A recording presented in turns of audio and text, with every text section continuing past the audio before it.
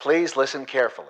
Hello and welcome to GasGasGas, your one-stop podcast for the FRCA Primary Exam. This podcast will fill your brain with information. Listen to it, think about it, and check out the show notes on the website. There you will find the core diagrams you need to be able to draw and describe for the exam. This podcast can squeeze into your day. Listen while you're driving to work, cooking dinner, maybe when you're on call, or in the gym. Eventually the revision is going to end. But for now, expect facts, concepts, model answers, and the odd tangent. Remember to rate and follow the show to hear much more.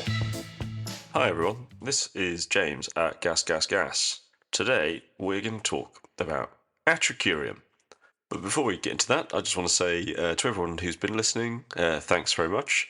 I'm glad people are hopefully finding it useful, and feel free to either like, subscribe, or maybe rate the podcast. If you rate the individual episodes, I'll know what you like. I don't know if people want more compartmentalized volatiles. I know that was a pretty hefty podcast, but it's an interesting concept. Or if they want more of a focus on straight up pharmacology to start with. Anyway, Atracurium, brand name Trachium, some people call it Trac, is a non-depolarizing, competitive neuromuscular blocking agent, and it's of the mouthful Benzylisoquinolinium class. Interestingly, it was discovered at Strathclyde University in Scotland. Chemists were trying to create a neuromuscular blocking drug, which intrinsically degraded in vivo, because that's quite a handy thing, isn't it, if you have a predictable offset. This was perhaps in the times when pancuronium, vecuronium, and some of the other once-upon-a-time paralysing drugs were more commonly used, tubocurane and galamine and all that sort of stuff. Perhaps they were thinking, oh well, let's try and invent a better drug. And they did. Another side note is that it doesn't seem to be used in rapid sequence induction. You could use it at about 1 milligrams per kilo for RSI, but the research suggests that it's still pretty pants for an intubating condition perspective, so just use the rock. Right, model answer-wise, I don't need to pinch my nose today because I've got a cold, but doctor, what is Atracurium? So, Atracurium is a non-depolarizing neuromuscular blocking agent, and the class is Benzylisoquinolinium.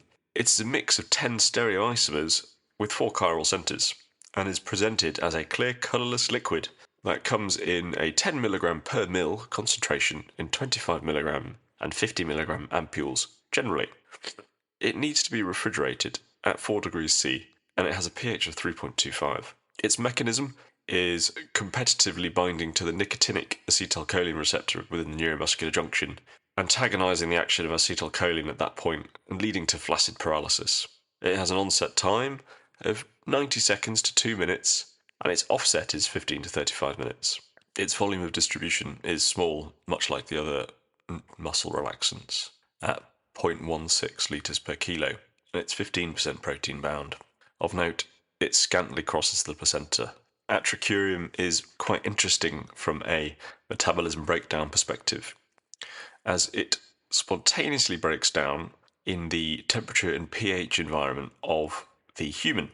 This is called Hofmann elimination, whereby the molecule spontaneously degrades when at physiological pH and temperature, which is much different to its stored pH and temperature of 3.25 and 4 degrees respectively. You can therefore make the conclusion that in an acidotic hypothermic patient, Atracurium takes longer to wear off. There is also an element of metabolism by esterhydrolysis.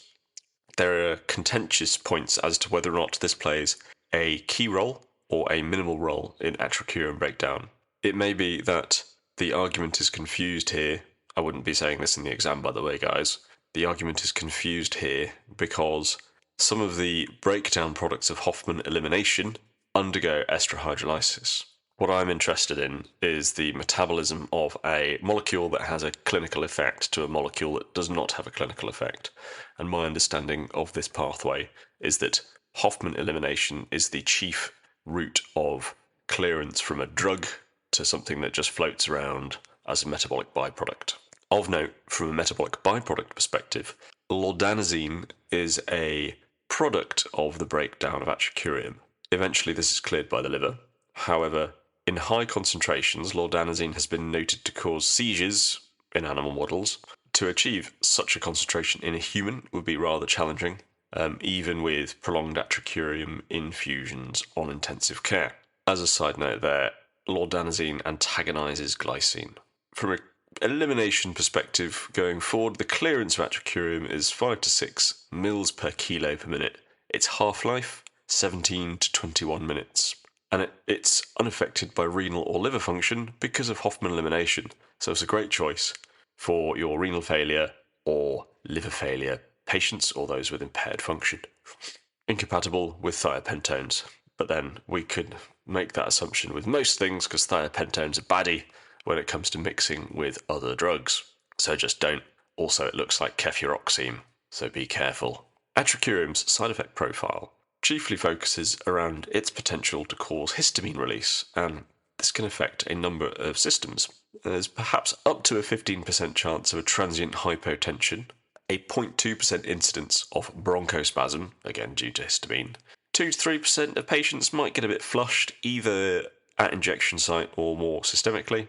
There's a direct link between the amount of Atracurium you give and the amount of histamine release. And there are long-term effects of this Atracurium infusion that some patients on critical care may end up with, where its use is linked to critical illness myopathy, which makes sense. Right, guys, so talked fairly clearly there about the introductory waffle that you go through with these questions. You then can define either the pharmacodynamics, i.e. the effect that drug has on the person, or the pharmacokinetics, i.e. the effect that person has on the drug first.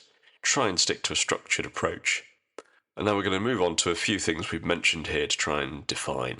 So these drugs are competitive, i.e. they float around in this receptor space, and if their concentrations are sufficient, they have an effect. But they could be crowded out by something else.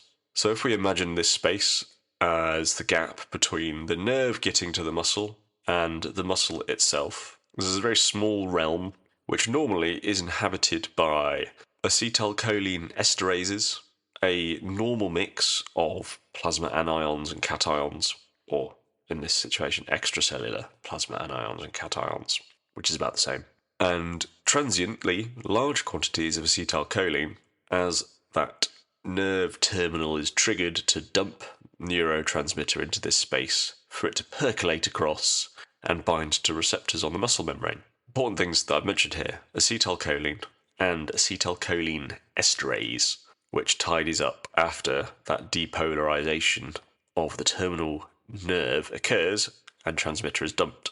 How much transmitter is dumped depends on the potency of that transmission down the motor neuron, and how much muscle depolarization occurs depends on whether or not there's enough acetylcholine getting across that space and binding to nicotinic acetylcholine receptors on the other end.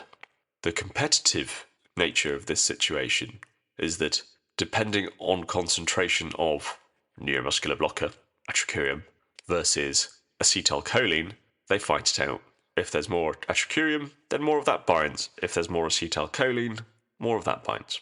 We've also mentioned Hoffman elimination. So this is a chemical reaction that produces alkenes and tertiary amines from a quaternary ammonium compound. So just to focus in a little bit further on the neuromuscular junction, you've got to imagine that motor neuron coming in to the muscle. It widens up at the end in something called the terminal bouton, and it interacts very closely with the surface of the motor unit, the muscle, that it acts upon. Within this, there are folds within the membrane of that motor unit, and within those folds, deeply, are voltage-gated sodium channels, and atop them are nicotinic acetylcholine receptors. Don't mix up nicotinic and muscarinic. They're different things. A nicotinic receptor is a pentameric receptor with a number of subunits. The alpha subunit is the one where you will find the receptor site for acetylcholine. There are 2 alpha subunits, and for the conformational change of that pentameric receptor come pore complex, because it's a pore across this membrane to allow cations to move from the extracellular space to the intracellular space of the muscle. It requires each alpha subunit to have 1 acetylcholine bound. This is perhaps a fail-safe whereby you need a fair quantity of acetylcholine to trigger opening of these pores. Now, these pores open, and hopefully enough of them open, because the resting membrane potential of this muscle is about -80, and the threshold is -50. So a reasonable degree of depolarization has to occur for the threshold to be met and the muscle to depolarize. When that threshold is met, the voltage-gated sodium channels found deeper in these invaginations of muscle membrane open, sodium pours in, and the muscle cell depolarizes. A number of other things occur to actually trigger contraction. That's a different podcast, and I'm not going into it now. These pores only open for like a millisecond, so it's very brief. Of note, this system is very resilient to paralyzing actions. You can imagine from an evolutionary standpoint, if you were easily paralyzed, you wouldn't survive terribly well. So quite a lot of acetylcholine needs to wang across the cleft in order to cause a muscle depolarization. Otherwise, you'd depolarize really easily, be jittering around all over the place, all discoordinated, with all your motor units of your biceps contracting at the wrong time. So it's fairly all or nothing, and that's a good thing. However, when you start introducing paralyzing agents, you can create quite a spectrum of paralysis, and this is reflected with your neuromuscular monitoring equipment, whereby you might do post-tetanic counts, train of fours, double bursts, etc. And you're doing all these things to try and identify how much residual paralyzing agent lurks in your neuromuscular junction. This spectrum is from entire paralysis to a lingering mild fatigability when there are lower concentrations of blocking agent in your neuromuscular junction. This mild fatigability, you can imagine, would be quite a concern for your respiratory muscles and the muscles that defend your lungs from sputum, etc., trickling down on in. That's why most clinicians are inclined to reverse patients with glycopyrrolate neostigmine if they've been paralysed. It's important to note that you could give reversal early and you might see a return to strength. However, because of the nature of the reversal agents against the nature of the paralysing agent, it might be that your reversal wears off before paralysis and you just end up in the same place again. Once upon a time they said, oh, reverse when you've got 3 twitches, and now we reverse when we have 4 twitches and some fade. That's the window of safety, and that's the important thing. Not thinking about things in terrible isolation, there are a number of ways that your neuromuscular drug blockade can be prolonged. We've mentioned acidosis and hypothermia. This is the case for Atracurium, but for other paralysing agents as well. Low levels of potassium or calcium, you can imagine they're important for depolarization, as well as high levels of magnesium, or if you've gone and given the patient magnesium or a magnesium infusion. Volatile anaesthetics also prolong your neuromuscular blockade, so actually sometimes it's sensible to turn off your SIBO, having done some twitches, and then see where you are before reversing. Don't accidentally have a paralysed aware patient at this point though, because that's very bad. Interestingly, gentamicin can prolong neuromuscular blockade. We'll talk about that in a future podcast. And calcium channel blockers and other things that mess with electrolyte states like your diuretics. There are a bunch of other things that can influence how your neuromuscular junction behaves or is blocked. And it's important not to get mixed up and drawn in with things that prolong neuromuscular blocking drugs and things that block your neuromuscular junction. I'm talking botulinum, tetanus, etc., etc. Nerve agents. Future podcast material. One last thing of note is we've mentioned that Atracurium is a stereoisomer, so it's a medley of 10 stereoisomers, all of which have varying clinical effects. Some are pretty crap, some are pretty good. Stereoisomers are molecules with the same chemical makeup and same bond structure, but a different 3-dimensional configuration. There are a multitude of subtypes of this. Enantiomers, diastereomers, and cis-trans stereoisomerism.